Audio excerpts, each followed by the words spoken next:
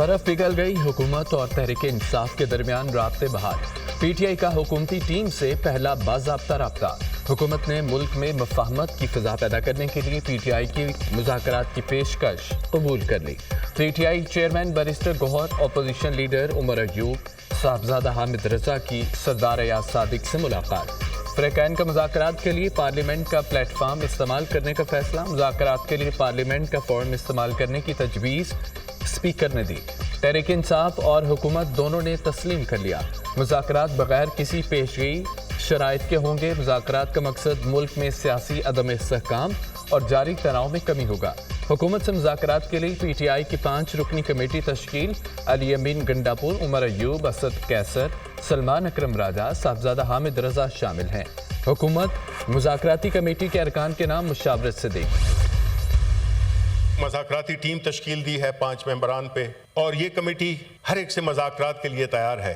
देखें, ये मुल्क इस तनाव, इस इस्तिराब, इस बेयकीनी सूरत हाल में ज़्यादा अरसा नहीं चल सकता। आए जी, आप हमारे भाई हैं, आप हमारे दुश्मन नहीं हैं, न हम आपके दुश्मन हैं। हमारे सियासी इख्तिलाफात ज़रूर होंगे, होने भी चाहिए, लेकिन हमें एक दूसरे को ये ज़ाती दुश्मनी नहीं बनानी चाहिए। मुल्क नहीं मुतहमिल हो सकता। गुफ्त शुनीद करें। मुल्क की बेहतरी और तरक्की के लिए आए, मिलकर बैठकर बात करें। शिबली फराज की ऑफर। बानी पीटीआई ने मुज़ाकरात के लिए 5 रुकनी कमेटी तश्कील दी है। कमेटी सबसे बात करने के लिए तैयार है। इस वक्त मुल्क किसी भी तरह की हजरत सराई का मुतहम्मिल नहीं हो सकता। सियासी इख्तलाफ रखें, आपस में दुश्मनियाँ ना बनाएं। मुल्क को हम ज़ाती दुश्मनी की भेंट नहीं चढ़ा सकते। सेनेटर शिबली फराज का सेनेट में इजहार ख्याल। रिलीफ बनता है तो बानी पीटीआई को रिलीफ देना चाहिए। माजी से सबक सीखकर आगे बढ़ना होगा। यलगार से मामलात हल नहीं होते। सिंह जाने की ऑफर की गई, लेकिन कहा गया कि डी चौक जाना है। 9 मई को रेड लाइन क्रॉस की गई। 24 नवंबर को एक और 9 मई कर दिया गया। 8 फरवरी की बात करने वाले 2018 की बात क्यों नहीं करते? इस हकदार का सेनेट में इजहार ख्याल। 9 मई को तमाम रेड लाइंस क्रॉस की। मेरा जैसा रिकंसिलिएटर भी आज कुछ नहीं कर सकता जब तक उनका फैसला ना हो। आपने एक और 9 मई जो है वो 24 नवंबर को कर दिया। अगर ये कहा गया जाता है कि जी 2024 का इलेक्शन किसी और ने जीता, मैंडेट किसी और का था, दे किसी और को दिया, तो फिर 2018 से मामला शुरू करना पड़ेगा। आप 2018 का हमारा मैंडेट वापस लौटा दें। साबित कर सकता हूं एक सेंट के साथ के आप लोगों ने गलत किया 2018-22 में। बहुत हो गया। अब 9 मई की जो धूल है वो बैठनी चाहिए। हकीकत की तरफ देखो। अगर आप कमीशन नहीं बनाते, आप लोगों का नहीं करते, तो ये धूल आप बिठाएं, आगे की तरफ बढ़े। लेकिन सबसे पहले हमारा मुतालबा है कि जो रिस्पांसिबल लोग हैं इनको जस्टिस करवाए। हम भी मुतालबा करते हैं कि हमारे लोगों को इंसाफ मिलना चाहिए। ये इंसाफ हम इस ईवान के थ्रू लेना चाहते हैं। हमें मजबूर न करें कि हम दोबारा सड़कों पे आएँ। ये ईवान हमें वो इंसाफ दे दे। बहुत हो गया। अब 9 मई की धूल बैठनी चाहिए। 9 मई पर कमीशन नहीं बनाया जाता तो धूल बिठाकर आगे बढ़े। हमारे लोगों के साथ ज्यादतियां हुई, उन पर गोलियां चलाई गईं। दुनिया में कहीं भी पुरअमन मुजाहिरीन पर गोलियां नहीं चली। मुजाहिरीन में किसी के पास कोई असला नहीं था। कमेटी इसलिए बनाई, गलतियों को ठीक करें, इसको कमजोरी ना समझें, हमें दोबारा सड़कों पर आने पर मजबूर ना करें। चेयरमैन पीटीआई बैरिस्टर गौहर का असम्बली में खिताब।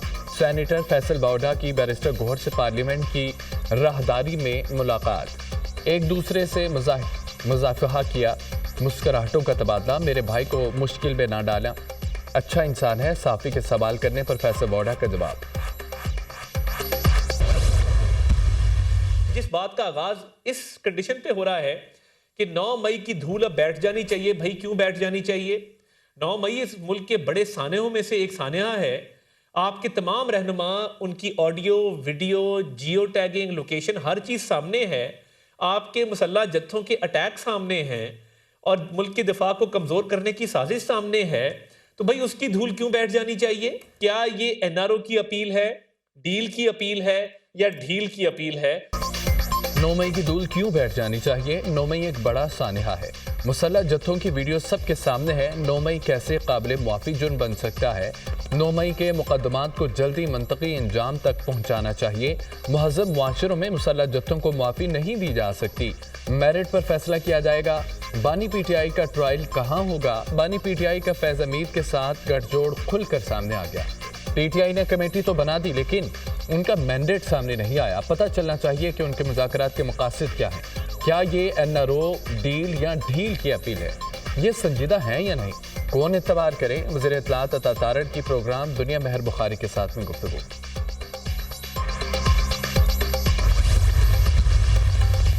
مذاکرات چند دن پہلے تک صرف اسٹیبلشمنٹ تک حلال تھے۔ حکومت سے مذاکرات حرام تھے۔ مذاکرات اچھی بات ہے، مگر بانی PTI کی گارنٹی کون دے گا؟ بانی PTI تو دن میں کئی رنگ بدلتے ہیں۔ خواجہ آصف کا ایکس پر پیغام، بانی PTI کو اقتدار میں لانے والوں میں فیض حمید سیر فہرست تھے۔ ان دونوں کی پارٹنرشپ 9 مئی کو بھی تھی، بعد میں بھی چلتی رہی۔ شہادتوں سے سامنے آئے گا کس طرح 2018 میں دھاندلی کی گئی۔ PTI کی حکومت کے دوران سینٹ انتخابات ہوئے، ان تمام چیزوں کے پیچھے یہی 2-3 کردار نظر آئیں گے۔ شہادتیں آئیں گی تو لازمی طور پر کچھ نہ کچھ اثرات ہوں گے۔ بانی PTI کے ملٹری ٹرائل بارے قانون فیصلہ کرے گا۔ بانی کے دور اقتدار میں بہت سے سویلین کا ملٹری ٹرائل ہوا، صوبائیت کارڈ کھیل رہے ہیں۔ یہ آخری کارڈ ہے۔ سول نافرمانی کی تحریک شروع نہیں ہوگی۔ جس کے بچے پاکستان بیٹھے ہیں وہ پیسے کیوں نہیں بھیجے گا؟ وزیر دفاع خواجہ آصف کی میڈیا سے گفتگو۔ لیڈر آف اپوزیشن نے پہلے تو میں انہیں خوش آمدید کہوں گا کہ اچھا کیا انہوں نے کہ جو پارلیمانی جمہوریت کا حسن ہے اس میں اضافہ کرتے ہوئے لشکر کشی کو چھوڑ کے پارلیمان میں آنے کو ترجیح دی۔ عمر ایوب نے لشکر کشی چھوڑ کر پارلیمنٹ میں آنے کو ترجیح دی، اس کو سراہتے ہیں۔ پارلیمنٹ کے فلور پر آ کر بات کرنا اپوزیشن کا اچھا اقدام ہے۔ وہاں دونوں طرف سے غلیلیں چلتی ہیں، یہاں دلیل سے بات ہوتی ہے۔ اپوزیشن کو تنقید کرنے اور ہمیں جواب دینے کا حق ہے۔ مہنگائی کم ہو گئی، شرح سود مزید نیچے آئے گی، ہم پر تنقید کریں اور تصحیح بھی، لیکن جو چیزیں ٹھیک ہو رہی ہیں اس کی تعریف بھی کریں۔ مہنگائی کی شرح کا تعین حکومتی مشینری نہیں کرتی۔ وزیر قانون اعظم نذیر تارڑ کا قومی اسمبلی میں خطاب۔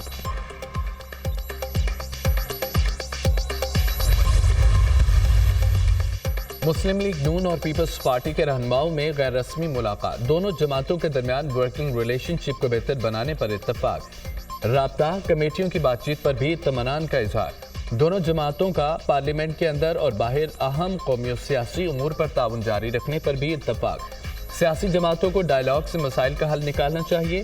ہم کسی قسم کے جبر، زیادتی اور انتقامی رویے کے خلاف ہیں۔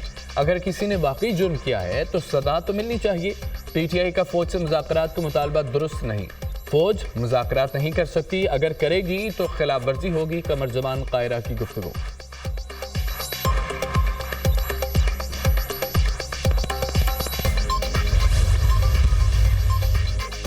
وزیر اعظم کے ادارہ جاتی اصلاحات کے ایجنڈے پر عمل درآمد شروع۔ شہباز شریف سے گورننس کی بہتری کے لیے تعینات ماہرین کی ملاقات۔ ماہرین کی تعیناتی سے فیصلہ سازی کے عمل میں بہتری آئے گی۔ عوامی مفاد کے اہم فیصلوں کی منظوری سے دورس مثبت نتائج مرتب ہوں گے۔ حکومت ملک کے ہر شعبے میں بہتری کے لیے اصلاحات کا ایجنڈا نافذ کر رہی ہے۔ ڈیجیٹلائزیشن، خودکار نظام اور فیصلہ سازی میں بہتری ہی جدید دور میں ترقی و خوشحالی کے ضامن ہیں۔ وزیر اعظم کی گفتگو۔ شہباز شریف کی زیر صدارت شام سے پاکستانیوں کی واپسی سے متعلق اجلاس۔ شام سے بیروت پہنچنے والے پاکستانی کل رات چارٹر طیارے کے ذریعے پاکستان پہنچیں گے۔ اجلاس میں شام سے پاکستانیوں کے انخلاء سے متعلق پیش رفت پر بریفنگ۔ وزیر داخلہ کا F8 ایکسچینج چوک انٹرچینج اور سرینا چوک انٹرچینج پروجیکٹس کا دورہ۔ دونوں منصوبوں پر تعمیراتی کاموں پر پیش رفت کا جائزہ۔ محسن نقوی نے انڈر پاس صرف 43 دن میں مکمل کرنے پر کانٹریکٹر اور اسلام آباد انتظامیہ کی کارکردگی کو سراہا۔ F8 ایکسچینج چوک انٹرچینج میں شامل انڈر پاس 25 دسمبر کو ٹریفک کے لیے کھول دیا جائے گا۔ فروری کے دوسرے ہفتے میں F8 ایکسچینج چوک انٹرچینج کا مکمل افتتاح کیا جائے گا۔ سرینا چوک انٹرچینج کا جنوری کے پہلے ہفتے میں افتتاح کیا جائے گا، جو صرف 60 دن میں مکمل ہوگا۔ وزیر داخلہ کی دونوں منصوبوں پر 24 گھنٹے کام جاری رکھنے کی ہدایت۔ دونوں منصوبوں کو صرف ہر صورت مقررہ مدت میں مکمل کیا جائے، محسن نقوی کی ہدایت۔ شمالی وزیرستان میں سیکورٹی فورسز کی 2 الگ الگ کارروائیاں، 7 خوارج جہنم واصل۔ میران شاہ میں دہشت گردوں کی موجودگی کی خفیہ اطلاع پر کارروائی، 4 خوارج کو ہلاک کیا گیا۔ لانس نائک محمد امین بہادری سے لڑتے ہوئے شہید ہو گئے۔ اسپین وام میں کارروائی کے دوران مزید 3 خوارج مارے گئے۔ سیکورٹی فورسز ملک سے دہشت گردی کے خاتمے کے لیے پرعزم ہے۔ بہادر جوانوں کی قربانیاں ہمارے عزم کو تقویت دیتی ہیں۔ ISPR۔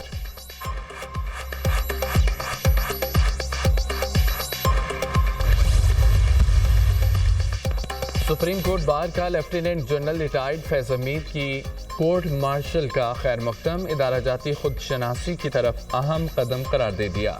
اختیارات کا غلط استعمال کرنے والے تمام افراد کا احتساب کیا جائے۔ ایسے افراد نے اداروں کی ساکھ کو داغدار کیا، اداروں اور عوام کے درمیان دوری پیدا کی۔ ان افراد نے نہ صرف اپنے اداروں کے قوانین بلکہ اپنے آئینی مینڈیٹ سے بھی تجاوز کیا۔ تمام اداروں کے لیے ضروری ہے کہ آئینی حدود میں کام کریں۔ سپریم کورٹ بار ایسوسی ایشن۔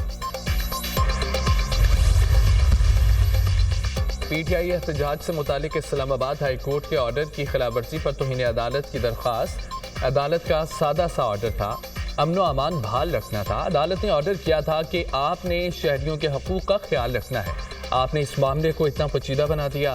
چیف جسٹس عامر فاروق کے ریمارکس۔ وزارت داخلہ کی جانب سے رپورٹ جمع کروا دی گئی ہے۔ چیف جسٹس عامر فاروق کا سوال۔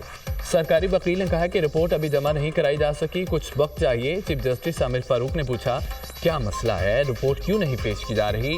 آپ نے بتانا ہے کہ آپ نے کیا کیا ہے، بتانا مشکل ہے، رپورٹ فائنل کریں، پتہ تو چلا ہوا ہے۔ اسلام آباد ہائی کورٹ نے وزارت داخلہ کو رپورٹ جمع کرانے کے لیے مزید وقت دے دیا۔ سماعت آئندہ ہفتے تک ملتوی۔